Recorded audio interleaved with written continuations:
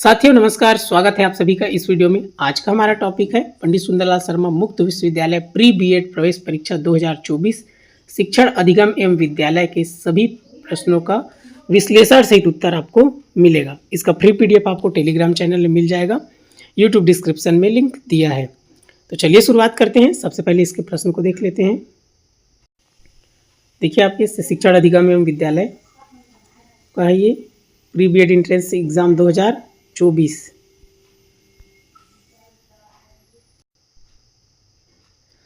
आपका पहला प्रश्न है, राष्ट्रीय अध्यापक शिक्षा परिषद का मुख्य कार्य है नए अध्यापक शिक्षा संस्थानों को मान्यता प्रदान करना, अध्यापक शिक्षा संस्थानों की मान्यता रद्द करना, अध्यापक शिक्षा संस्थानों के लिए मानक तथा मानदंड निर्धारित करना, उपर्युक्त सभी।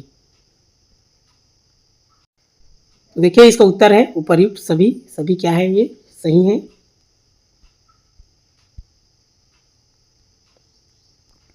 अगला प्रश्न है, एक अच्छा शिक्षक वह है जो कहानियां सुनाता है, छात्रों की मदद करता है, छात्रों को सीखने के लिए प्रेरित करता है। तो इसका सही उत्तर है ऑप्शन सी, छात्रों को सीखने के लिए प्रेरित करता है।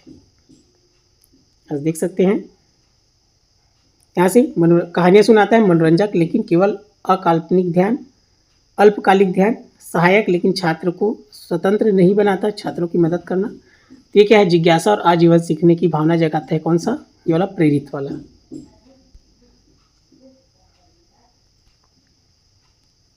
अगला प्रश्न है, विद्यालय की जलवायु का क्या अर्थ है। यहाँ पर देखेंगे विद्यालय की जलवायु का अर्थ।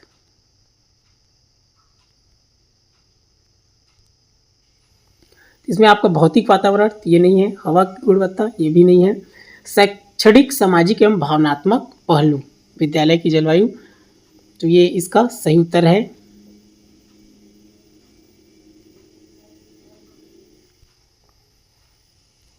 अगला प्रश्न है, शिक्षा में समाजीकरण का क्या महत्व है।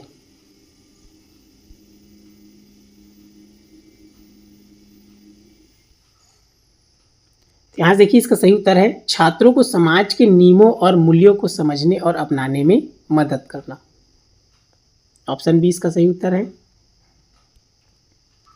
अगला प्रश्न है, छात्रों के आलोचनात्मक सोच कौशल को बढ़ाने के लिए निम्नलिखित में से कौन सा तरीका सबसे प्रभावी है।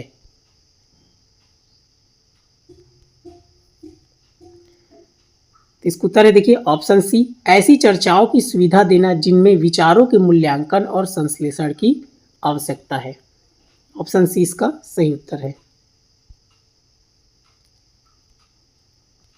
अगला प्रश्न है, एक शिक्षार्थी केंद्रित कक्षा की विशेषता है।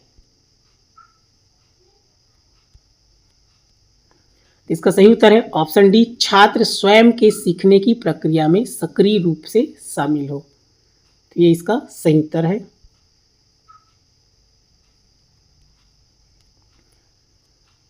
अगला प्रश्न है, ब्लूम की टैक्सोनॉमी शिक्षा शैक्षिक उद्देश्यों को 3 क्षेत्रों में वर्गीकृत करती है। निम्नलिखित में से कौन सा एक क्षेत्र नहीं है।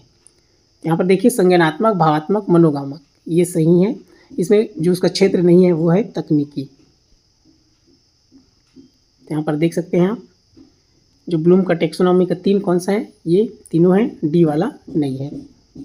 3 सही चीज़ को आपको याद रखना है, तो बाकी चौथा तो गलत हो ही जाएगा।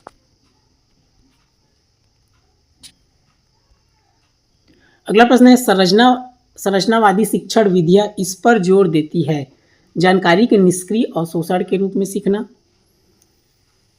तो इसका सही उत्तर है ऑप्शन सी, सीखने को एक सक्रिय रचनात्मक प्रक्रिया के रूप में देखना। ये इसका संरचनावादी कंस्ट्रक्टिविज्म टीचिंग मेथड है।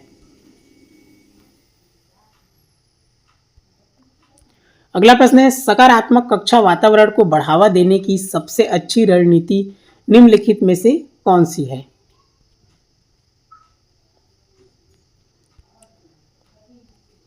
तो देखिए इसका ऑप्शन ए सही उत्तर है, स्पष्ट नियम स्थापित करना और सुसंगत परिणाम देना। ये इसका सही उत्तर है। अगला प्रश्न है, समावेशी शिक्षा का अर्थ है। देखिए समावेशी शिक्षा में क्या आएगा आपका, विकलांग छात्रों को अलग कक्षा में पढ़ाना, ऐसा बिल्कुल नहीं करना है। विशेष शिक्षा सेवाएं केवल सामान्य शिक्षा कक्ष के बाहर प्रदान करना, ये भी नहीं है। केवल प्रतिभाशाली छात्रों की आवश्यकताओं पर ध्यान देना ये भी नहीं है। इसका सही उत्तर है ऑप्शन बी, एकता और विविधता। सभी छात्रों को उनकी क्षमताओं या दिव्यांगता की परवाह के बिना एक ही कक्षा में एकीकृत करना। सब प्रकार के बालक आएंगे इसमें, देखिए आपका दिव्यांग बालक, सामान्य बालक, विशिष्ट बालक, सब प्रकार, प्रतिभाशाली बालक, सभी बालक आएंगे। वो क्या है? समावेशी शिक्षा है।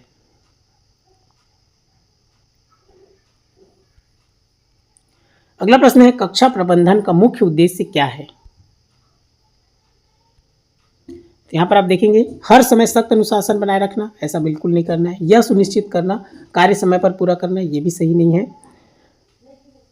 कक्षा में समूह कार्य को कम करना, ये भी नहीं। आपका जो सही उत्तर है ऐसा वातावरण बनाना जहां प्रभावी शिक्षण एवं सीखने की प्रक्रिया हो सके। तो ऑप्शन बी इसका सही उत्तर है। अगला प्रश्न है फ्लिप्ड कक्षा मॉडल का सबसे अच्छा वर्णन निम्नलिखित में से कौन सा है?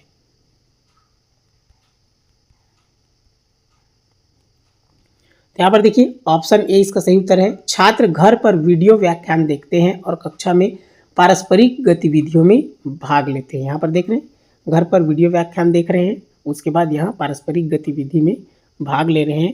ये क्या है? आपका फ्लिप्ड कक्षा मॉडल है।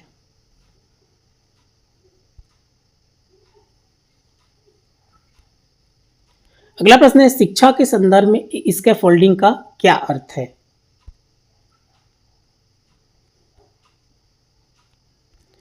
तो देखिए इसका सही उत्तर है ऑप्शन बी, छात्रों को अस्थायी सहायता देना ताकि वे उस कार्य को कर सके जो वे अकेले नहीं कर सकते। क्लियर है? अस्थायी मदद करना है। इस प्रकार आप देख सकते हैं चित्र में।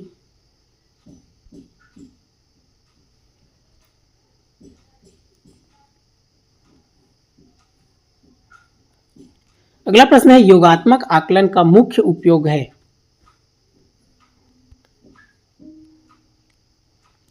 तो इसका सही उत्तर है एक शैक्षिक इकाई अंत में छात्र का मूल्यांकन करना। यहाँ निगरानी और प्रतिक्रिया, शिक्षण रणनीति, अनुकूलन, केवल डेटा संग्रह, ये तीनों नहीं है। योगात्मक दो प्रकार का होता है आपका आकलन, एक फॉर्मेटिव और एक समेटिव। क्लियर है? तो जो फॉर्मेटिव होता है वो तुरंत वाला रहता है, जैसे तुरंत पढ़ाए तुरंत प्रश्न पूछ दिए, वो आपका फॉर्मेटिव है। और जो समेटिव क्या है आपका, जैसे तिमाही में परीक्षा होता है, छमाही परीक्षा होता है, वार्षिक परीक्षा होता है, ये सब क्या है आपका समेटिव मूल्यांकन है। एक शैक्षिक इकाई अंत में छात्र का मूल्यांकन करना।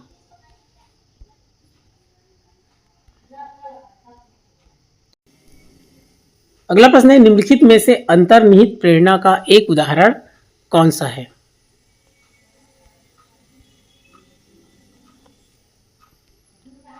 अगला प्रश्न है निम्नलिखित में से अंतर्निहित प्रेरणा का एक उदाहरण कौन सा है? इसका सही उत्तर है व्यक्तिगत रुचि एवं आनंद हेतु नई भाषा सीखना। ये है ऑप्शन सी इसका सही उत्तर है। आपका देखिए अच्छे प्रदर्शन के लिए पुरस्कार प्राप्त करना, ये आपका क्या है? बाह्य प्रेरणा है। दंड से बचने के लिए कड़ी मेहनत करना, ये भी बाह्य प्रेरणा के अंतर्गत आएगा। और अतिरिक्त क्रेडिट बिंदु के लिए असाइनमेंट पूरा करना, ये भी क्या है? बाह्य प्रेरणा है। व्यक्तिगत रुचि स्वयं के लिए करना, मतलब खुद से मोटिवेशन होता है, वो इंसान जब खुद से करता है उसको खुद में आनंद आता है, तो ये क्या है आपका अंतर्निहित प्रेरणा है। व्यक्तिगत रुचि में आनंद हेतु नई भाषा सीखना, खुद से वो सीखेगा। क्लियर है?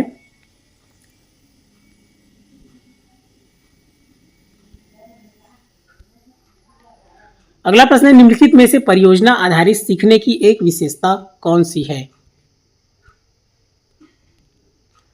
तो देखिए इसका उत्तर है ऑप्शन सी, छात्रों को गहन ज्ञान प्राप्त करने के लिए वास्तविक दुनिया की परियोजनाओं में संलग्न करना।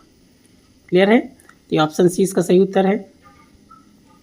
अगला प्रश्न है सहकारी अधिगम में शिक्षक की भूमिका मुख्य रूप से है? तो यहाँ देखिए ऑप्शन बी इसका सही उत्तर है सहकारी अधिगम समूह गतिकी की निगरानी और आवश्यकता अनुसार मार्गदर्शन देना। ज्ञान के एकमात्र प्रदाता के रूप में कार्य करना, ये नहीं है सहकारी अधिगम। केवल व्यक्तिगत प्रदर्शन के आधार पर छात्रों को मूल्यांकन करना, ये भी नहीं है। बिना किसी सहायता कार्य सौंपना, ये भी नहीं है। इसमें क्या होगा, जो टीचर है वो उसको आवश्यकता अनुसार मार्गदर्शन देगा और उसका निगरानी करेगा। बच्चे लोग इसमें आपस में एक साथ मिलकर चर्चा करेंगे, सहयोग करेंगे और सीखेंगे।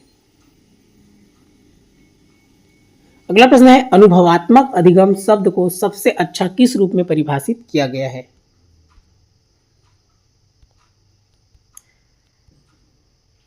तो इसका सही उत्तर है ऑप्शन सी, प्रत्यक्ष अनुभव द्वारा सीखना। अनुभव यहाँ देख सकते हैं, व्याख्यान और नोट्स लेने के माध्यम से सीखना ये नहीं है, तथ्य और जानकारी को याद करके सीखना ये भी नहीं है, मानकीकृत परीक्षण पूरा करके सीखना ये भी नहीं है। अनुभव में क्या होता है, प्रत्यक्ष भागीदारी है, कार्य करना और सीखना, वास्तविक दुनिया का अनुप्रयोग, मतलब स्वयं यहाँ सीखना है प्रत्यक्ष अनुभव से। क्लियर है, जैसे ये चित्र में आप देख सकते हैं। अगला प्रश्न है मेटाकॉग्निशन का अर्थ है। जैसे ऑप्शन बी इसका सही उत्तर है स्वयं के सोचने की प्रक्रियाओं के बारे में सोचना। ये हो गया आपका मेटाकॉग्निशन, अपनी सोच को समझना। जटिल समस्याओं को हल करना ये नहीं है, बड़ी मात्रा में जानकारी को याद करना ये भी नहीं है, नए शारीरिक कौशल सीखना ये भी नहीं है। तो ऑप्शन बी इसका सही उत्तर है। देखिए इसका अंतिम प्रश्न है सहपाठी ट्यूटरिंग एक प्रभावी शिक्षण रणनीति है क्योंकि छात्र अक्सर एक दूसरे की अवधारणाओं की व्याख्या से अच्छा सीखते हैं। या इसका ऑप्शन बी इसका सही उत्तर है। इसी प्रकार के वीडियो के लिए बिंदास लर्नर चैनल से जुड़े रहिए। इस वीडियो को ध्यानपूर्वक देखने के लिए आपका दिल से धन्यवाद।